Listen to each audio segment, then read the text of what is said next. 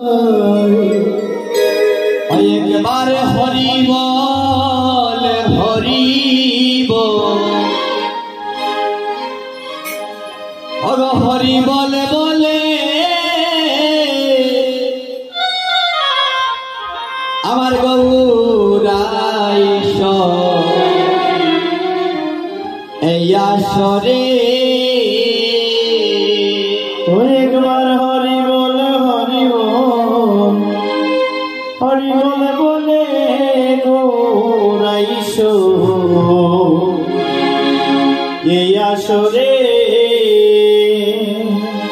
একবারে হরি বল হরি বল, হরি বল বলিলে গৌরাইশ এই আসরে। একবার হরি বল হরি বল, হরি বল বলে গৌরাইশ এই আসরে। তুমি আসিলে নন্দ হবে গৌরাইশ ওই আসরে। তুমি আসিলে নন্দ হবে গৌরাইশ এই আসরে। ও হায় গো ও মঙ্গল যাবে দূরে গৌরাইশ ওই আসরে। ও হায় গো মঙ্গল যাবে দূরে গৌরাইশ ওই আসরে। ও হায় গয় মঙ্গল যাবে দূরে গৌরাইশ ওই আসরে। হরি মঙ্গল যাবে দূরে গৌরাইশ এই আসরে। অবতের মন বাসনা পূর্ণ হবে গৌরাইশ ওই আসরে। দূর হবে গৌরাইশ ওই আসরে। এগনিরা আনন্দ যাবে দূরে গৌরাইশ ওই আসরে। আনন্দ যাবে দূরে ওই আসরে। ও তুমি আসিলে আনন্দ হবে গৌরাইশ ওই আসরে। তুমি আসিলে আনন্দ হবে ওই আসরে। তুমি আসিলে আনন্দ হবে গৌরাইশ ওই আসরে। তুমি আসিলে আনন্দ হবে গৌরাইশ ওই আসরে। বলে হরি বল হরি বলে বলে গৌরাইশ ওই আসরে। হরি বল হরি বল বলে গৌরাইশ ওই আসরে। হরি বলে হরি বল হরি বলে বলে গৌরাইশ ওই আসরে। হরি বল হরি বল হরি বল বলে গৌরাইশ ওই আসরে।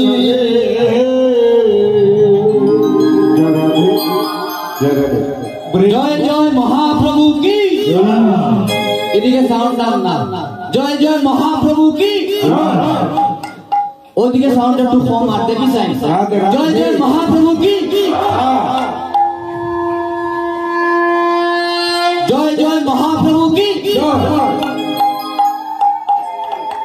আপনারা আওয়াজ দেওয়া লাগবে, আপনারা শুধু উল্লেখ দিবেন। আর যে উল্লেখ দিবে তারা প্রথমবার কিছু কইতাম, কিন্তু পরে কিন্তু রুটা কাটার মতো কথাবার্তা রাধে রাধে লাগে আগে থাকি সাবধান উল্লুদনি দিবা আপনারা উল্লুদনি দিবা এই কারণে সাইড জন্য যাতে বোঝা যায় যে ওদিকেও নারীরা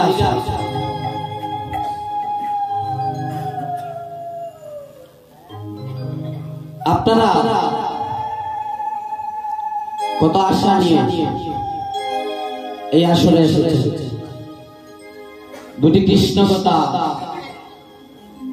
দুটি গৌর কথা আমার বদন থেকে শুনবেন কিন্তু আপনারা জানেন আমি চাকরির পাশাপাশি কীর্তন করি এবং এই চাকরিটা আরো 10টা 5টা চাকরির মতো নয় অন্য চাকরির শুক্রবার ছুটি আছে কিন্তু আমার চাকরির কোনো ছুটি নাই বাংলাদেশ পুলিশে আমি জব করি নায়ক পদে কর্মরত আছি আমি বাংলাদেশ পুলিশে 2016 সালে কনস্টেবলে ভর্তি তারপর আমার প্রমোশন হয় বর্তমানে নায়ক হিসেবে কর্মরত আছি আপনাদের আশীর্বাদ থাকলে আমার মহাপ্রভুর কৃপা থাকলে আগামী বছর আমি এসআই হব এই চাকরির পাশাপাশি আমি কীর্তন করি কিন্তু এই চাকরিতে যাওয়ার আগে আমি কীর্তনিয়া ছিলাম না এখনো কীর্তনিয়া হতে পারিনি কারণ কীর্তনিয়া হতে গেলে 12টা গুণের প্রয়োজন এই 12টা গুণ আমার মধ্যে নেই বলতে পারেন আমি একজন বক্তা আমি কীর্তনিয়া নই কিন্তু যে বক্তা হয়েছি সেটা আমি চাকরিতে যাওয়ার আগে ছিলাম না এই চাকরিতে যাওয়ার পর আমি এই বক্তা হয়েছি সুতরাং এই নাম মাহাত্ম্য পরিবেশন করতে গিয়ে আমার অনেক ভুল ভ্রান্তি হবে কারো সন্তানের মতো কারো বন্ধুর মতো কারো ভাইয়ের মতো মনে করে আমাকে ক্ষমা সুন্দর দৃষ্টিতে দেখবে আর গৌরহরি লীলা কথা আর মহাপ্রভুর লীলা কথা গোবিন্দের লীলা কথা বলার মতো সাধ্য আমার কারণ চতুর্মুখী ব্রহ্মা চতুর্মুখে বলে গোবিন্দের লীলা কথা শেষ করতে পারলেন না পঞ্চমুখী শিব পঞ্চমুখে বলে গোবিন্দের লীলা কথা শেষ করতে পারলেন না আর আমি এই অদম সৌরভ পাল কিভাবে গোবিন্দের লীলা কথা বলবো তারপরে শুনেছি এই কীর্তন আসরে আসিলে নাকি উপায় কথা বলিতে পারে এই সেবা সঙ্গনে আসিলে নাকি কুলায় হাঁটিতে পারে যদি কুলায় হাঁটিতে পারে আর উপায় কথা বলিতে পারে তাহলে আমার এই অদমের বদন দিয়েও 2-3 কৃষ্ণ কথা বের হতে পারে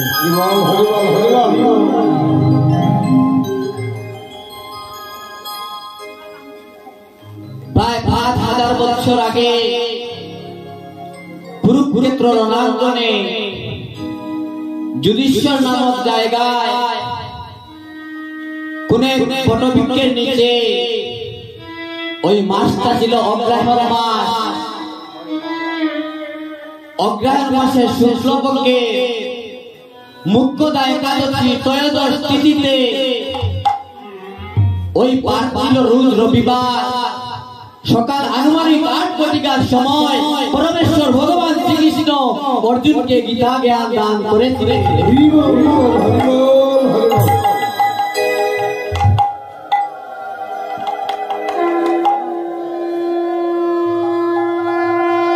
আর অর্জুনকে ভগবান বলেছিলেন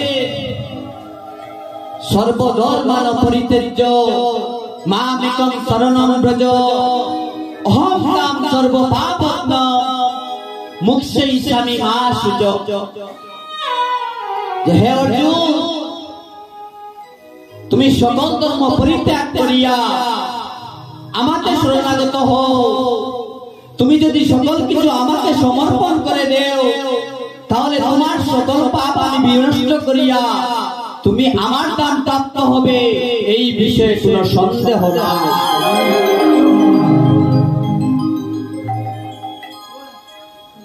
আজ এই কীর্তন কমিটি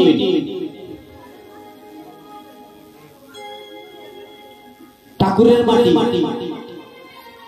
এই ঠাকুরের মাটি গ্রামটাতে কৃষ্ণ ভক্ত সন্তান আছে বিদায়, আর এই কীর্তন কমিটি সবকিছু আমার গোবিন্দের চরণে নিবেদন করেছে বিদায় আজ আমার চাঁদের বাজার বসাতে পেরেছে। যদি এই গ্রামে কৃষ্ণ ভক্ত সন্তান না থাকতো তাহলে এমন চাঁদের বাজার বসাতে পারতেন না। তাই গো বাবা, কৃষ্ণ ভক্ত সন্তানের প্রয়োজন, কৃষ্ণ ভক্ত সন্তানের খুবই প্রয়োজন। এটা হচ্ছে আমার মায়েদের কাছে। একজন মাই পারে গো মা কৃষ্ণ ভক্ত সন্তান দিতে, তাহলে বলবেন কৃষ্ণ ভক্ত সন্তান কিভাবে দিব? যদি আপনারা কৃষ্ণ ভক্ত সন্তান না দেন, যেমন ওই যে মাসির বয়সী যারা আছে উনা যদি কৃষ্ণ ভক্ত সন্তান না দিতেন তাহলে এই আসলে এত পুরুষ এত কৃষ্ণ ভক্ত সন্তান বসে থাকতে পারতেন না। আর নতুন যারা মা হবেন গো তাদের কাছে আমার একটা নিবেদন গো মা, কৃষ্ণ ভক্ত সন্তান দিবে, টাকা লাগবে না, পয়সা লাগবে না, তাহলে কিভাবে দিবেন কৃষ্ণ ভক্ত সন্তান? সপ্তম মাস অষ্টম তিথি, একজন মা যখন গর্ভাবস্থায় থাকে সপ্তম মাস অষ্টম তিথির পর ওই সন্তানের গর্ভের সন্তানের কর্ণ নাসিকা খুলে যায়। ওই সময় মা যা শ্রবণ করে সন্তানও তা শ্রবণ করে। ওই সময় মা যা হৃদয়ঙ্গম করে সন্তানও তা হৃদয়ঙ্গম করে। সপ্তম মাস অষ্টম তিথির পর মা যা শ্রবণ করে ওই কথাগুলা সন্তানও শ্রবণ করে। তাহলে বলবেন এটার প্রমাণ কি? এটার প্রমাণ হলো মহাভারতে ভগবানের বোন সুভদ্রা অর্জুনের স্ত্রী, অর্জুন যখন সুভদ্রাকে শোনাচ্ছিলেন চক্রব্যূহের ভিতরে কিভাবে ঢোকা যায় আর চক্রব্যূহ থেকে কিভাবে বের হওয়া যায়, তখন সুভদ্রার গর্ভে ছিলেন ভগবানের বান্দা অভিমন্যু।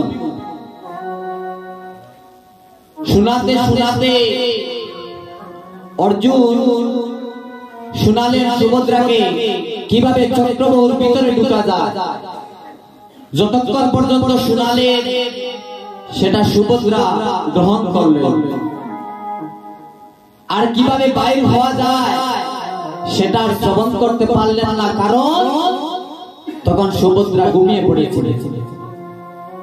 তখন সুভদ্রার নিদ্রা এসেছিল, আর ওই নিদ্রা এসেছিল বিদায় শ্রবণ করতে পারে নাই বিদায় অভিমন্যু কুরুক্ষেত্র রণাঙ্গনে চক্রব্যূহের ভিতরে ঢুকেছিল কিন্তু বাইর হতে পারে নাই।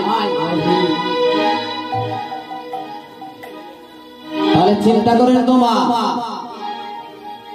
আপনাদের ওই সময়টা কতটুকু মূল্যবান।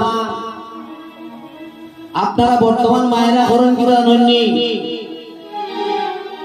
আপনারা ওই সময় গর্ভাবস্থায় মনে মনে চিন্তা করো এখন যদি কাম কাজ করি তাহলে তো শরীর নষ্ট হয়ে যাব। ওই সময় খালি ফাইটন এন্ড্রয়েড ফোন আর খালি স্টার জলসা, স্টার মুভি, সিরিয়াল ওই সিরিয়াল দেখতে দেখতে এমন একটা অবস্থা হইছে ওই বাচ্চাটা জন্ম নেওয়ার পরে বাচ্চা বাদ পাওয়ার সময় মোবাইল ছাড়া বাদ দেখতে চায় না।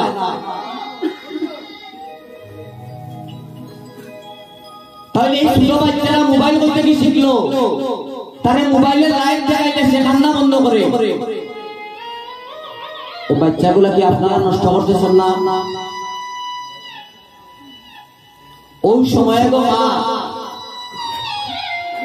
এই মোবাইলে সিরিয়াল না দেখিয়া বর্তমানে এমন একটা অবস্থা হয়েছে, সন্ধ্যার সময় হইলে ওই যে সঙ্গ দোষের লোয়া জলে বাসে কইলাম, সন্ধ্যা হইলে শাশুড়ি আগে এটা জানতাম না, আর এবার বউ হইয়া শাশুড়ি ওই সিরিয়া সন্ধ্যার সময় বইয়া আজান হইছে এইদিকে, বৌমা এবং শাশুড়ি দেও মা লাগো বাতিটা দেখাই দাও গিয়া, আর শাশুড়ি বৌমারে কয় মায়ের গো তুমি যাবো গিয়া 2 মিনিট লাগবো গিয়া যাইবা। এই অবস্থা বর্তমানে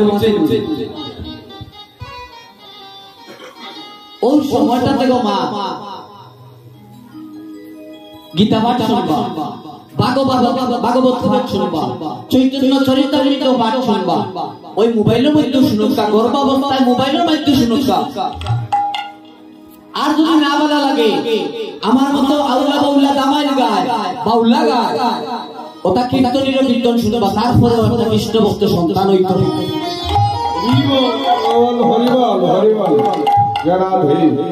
আর যদি কৃষ্ণ ভক্ত সন্তান দিতে না পারে তাহলে আপনার সন্তানটা হবে কুলাঙ্গার সন্তান। জন্মের পরে যখন বড় হবে তখন সে ধর্ম ত্যাগ করবে, এক ধর্ম ত্যাগ করে আরেক ধর্ম গ্রহণ করবে, তখন আপনার মুখটা কোথায় থাকবে? তাই গো মা, সময় থাকতে ওই সন্তানকে কৃষ্ণ ভক্ত করুন। আপনারাই পারেন একটা কৃষ্ণ ভক্ত সন্তান দিতে। এতক্ষণ যা বললাম সেটা হচ্ছে মায়েদের জন্য, এবার বলবো বাবাদের জন্য। আমরা 7 বছর করে নিলাম, 6 মাস 9 মাস, আবার কেউ কেউ 7 মাস হয়েছে বা কামিও গিয়েছি। আমরা 7 বছর করি, 7 মাসে 9 মাসে এই খরচটা ছেলের ভক্ত না মেয়ের ভক্ত?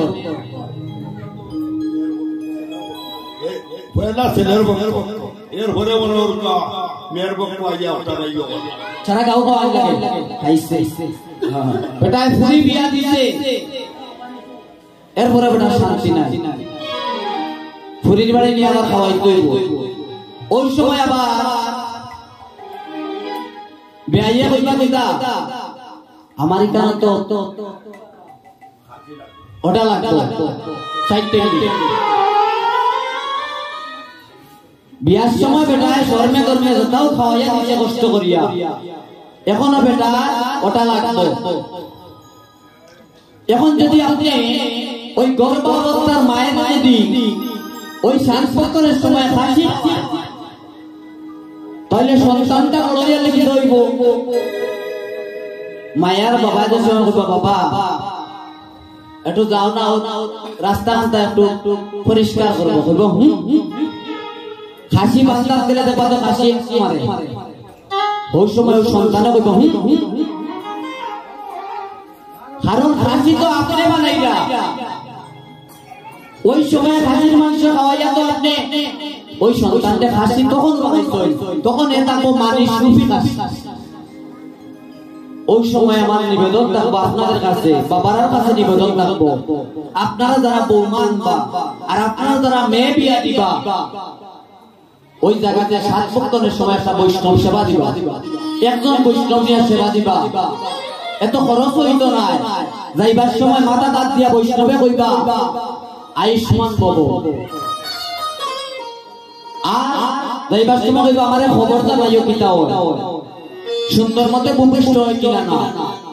আর যদি ওই সময় হাসি বালায় যাইবার সময় কইব লবণ কইছে, সরসরাত লবণ কইছে, সরসরাত সরসরাত লবণ কম হইছে, এটাকে শুনতে চাই আপনারা? এটা আমার রিকোয়েস্ট। এই আসরের মধ্যে যদি একজনে যদি এটা পালন করো, আমার বিশ্বাস ওই একজন থাকিয়া কোন একটা সময় আসল সবাই ব্যবস্থা।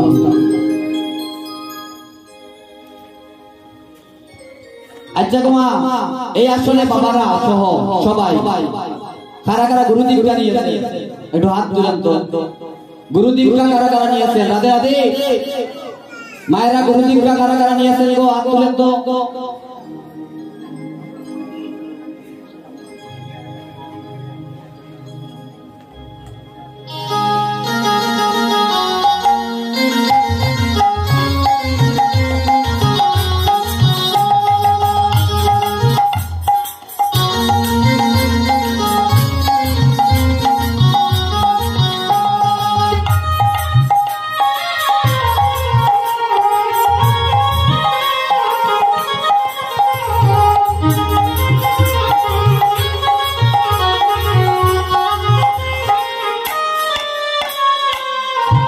আমার এক মা এখানে আমাকে একটা গীতা দান করেছেন এবং ওনার সাধ্য মতো আমাকে একটা প্রণামী দিয়েছেন। সবাই ওনার জন্য আশীর্বাদ করবে, ওনার পরিবারটা যেন বৃন্দাবনে পরিণত হয় এবং গীতার যে শিক্ষা আছে ওই শিক্ষাটা যেন ওনার পরিবারের মধ্যে ছড়িয়ে পড়ে। তাই হরিবল।